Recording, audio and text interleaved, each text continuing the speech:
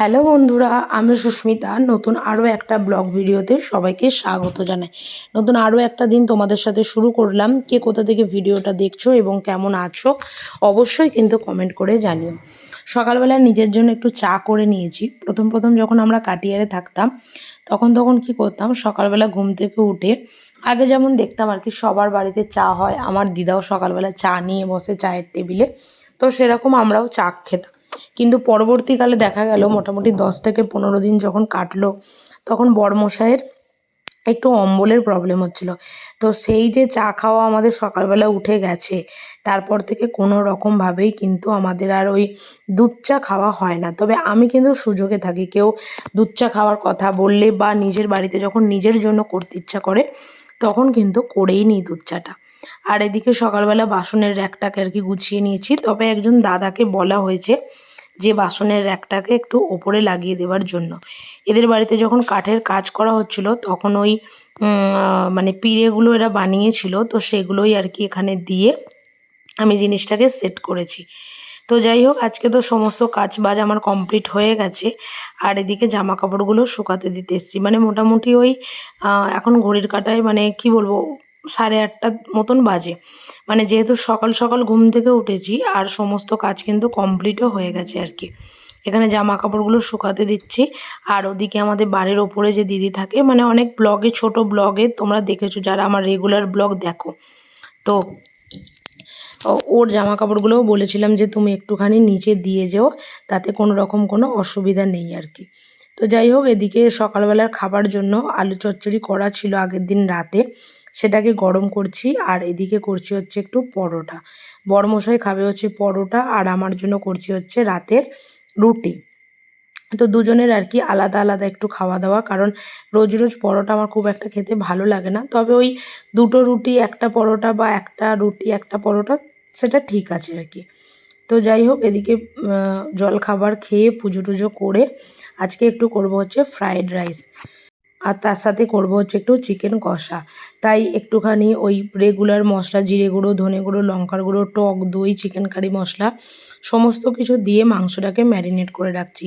তার একটাই কারণ, মানে আমার মনে হয় যে কখনো যদি দেরি হয়ে যায় বা খুব তাড়াতাড়ি মাংস রান্না করতে চাও, তাহলে আমার মনে হয় এই মাংসটাকে ম্যারিনেট করে রাখাটাই হচ্ছে সবথেকে ইজি উপায়। মানে মাংসটাকে ম্যারিনেট করে রেখে আলুটাকে ভেজে তুলে নিয়ে মাংসটাকে দিয়ে এবার ঢাকা দিয়ে দাও, ও ওর মতন করে হতে থাকে আর কি। এরকম আর কি একটা ব্যাপার। তো যাই হোক, এখন তো মাংস রান্না হয়তো একটা মানে কি বলবো, একটা ছোট মেয়ে, মানে যারা একটু বুঝতে শিখেছে ক্লাস 5-6-এ পড়ে, তারাও এখন রেসিপি জানে, যেটা আমরা হয়তো জানতাম না আর কি।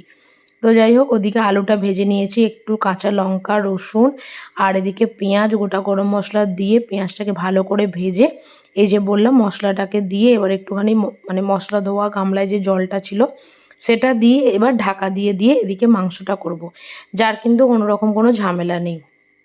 আর এদিকে যতক্ষণ মাংসটা হচ্ছে টেবিলের মধ্যে আমি একটু স্যালাড কেটেছিলাম, সেটা রেখে থালা বাসনগুলোকে রেখে এলাম। কারণ দুপুরবেলা আমি চেষ্টা করি বড়মশাই যখন খেতে আসে তখন মোটামুটি সব কিছু রেডি রাখার। ওই খেতে আসার পরে আমি সব কিছু রেডি করব, সেটা আমি একদমই করি না। তো সেই কারণের জন্য আর কি সব কিছু আমি রেডি রাখি। আর এদিকে এই যে মটরশুঁটিগুলোকে ভেজে তুলে নিচ্ছি, কারণ ফ্রিজে না ক্যাপসিকাম বলো বা বিনস বলো কোনো রকম কোনো সবজিই নেই। আর ফ্রায়েড রাইস আমি যে করি সেটা বিভিন্ন সময় না বিভিন্ন রকমভাবে করি। কখনো হয়তো একটু বাসন্তী পোলাও টাইপের খেতে ইচ্ছা করলো, আচ্ছা কখনো বা খেতে ইচ্ছা করলো শুধুমাত্র একটু কাজু কিশমিশ আর ডিম দিয়ে, বা আর কখনো কখনো সমস্ত কিছু সবজি দিয়ে। তাই সেরকম কিছু সবজি না থাকা গাজর আর মটরশুঁটি, একটুখানি কাজু কিশমিশ দিয়ে, আর আগে থেকে তো ভাতটা করেই রেখেছিলাম, তো সেটা দিয়েই আর কি এখানে মিক্স করে নিচ্ছি। তো ওদিকে মাংসটা যতক্ষণ হচ্ছে এদিকে ততক্ষণ আমার ফ্রায়েড রাইসটা পুরোপুরিভাবে রেডি, মানে পুরোপুরিভাবে রেডি আর কি। তো যাই হোক, এদিকে ফ্রায়েড রাইস আমার রেডি হয়ে গেছে। আর আগে থেকে একটু গরম জল করে রেখেছিলাম। মাংসটা যে ঢেকে রেখেছিলাম তার যে ধরো মশলাটা যে কষানো হবে বা সমস্ত কিছু হবে সেটা মোটামুটি আমার শুকিয়ে গেছে, তো কোনো অসুবিধা হয়নি। এবার একটু গরম জল দিয়ে ফুটিয়ে নাবিয়ে নিলেই আমার মাংস কিন্তু পুরোপুরিভাবে রেডি হয়ে যায়। আর এখন সত্যি কথা বলতে যা গরম পড়েছে, আর আমি এই ভিডিওটা যেদিন করেছিলাম তার থেকে প্রায় 10 থেকে 15 দিন পর আমি এটাতে ভয়েস ওভার দিচ্ছি। তো মোটামুটি এটাই ছিল আমার বাড়িতে শেষ মাংস কষা বলো বা মাংসের ঝোল বলো বা যে কোনো কিছু বলো, এটাই শেষ ছিল। তারপর থেকে মাটন হয়তো খাওয়া হয়েছে, কিন্তু চিকেন এখনও পর্যন্ত আমার বাড়িতে আমি রান্না করিনি আর কি। তো খাওয়া দাওয়া সেরে এদিকে গ্যাস পরিষ্কার করতে এসেছি। আর এটা না করে মানে যতটাই শরীর খারাপ করুক, ভালো না লাগলেও আমি এটা না করে রেস্ট নিতে পারবো না। তার কারণ হচ্ছে দুপুরবেলা একটু শুই বসি, সেই উঠে আমাকেই করতে হবে, করার বাড়িতে কোনো তো লোক নেই। তো সেই কারণের জন্য যত কষ্টই হোক, যত গরমই হোক না কেন এবং যত বেলাই বাড়ুক না কেন, আমি আমার কাজটা ঠিক করে তারপর ধীরে সুস্থে সমস্ত কিছু করে শুতে যাই আর কি।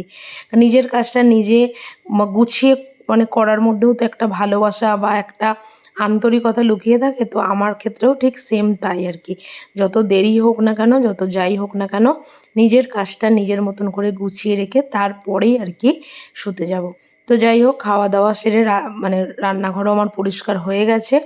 আর এদিকে বাসনপত্রগুলোও মেজে নিচ্ছি। আর চলো আজকের ব্লগটা এখানেই শেষ করছি।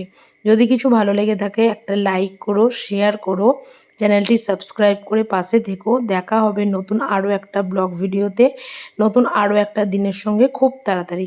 সুস্থ থাকবে, ভালো থাকবেন। আর ব্লগটা কেমন হয়েছে অবশ্যই কিন্তু কমেন্ট করে জানাতে ভুলবেন না। টাটা।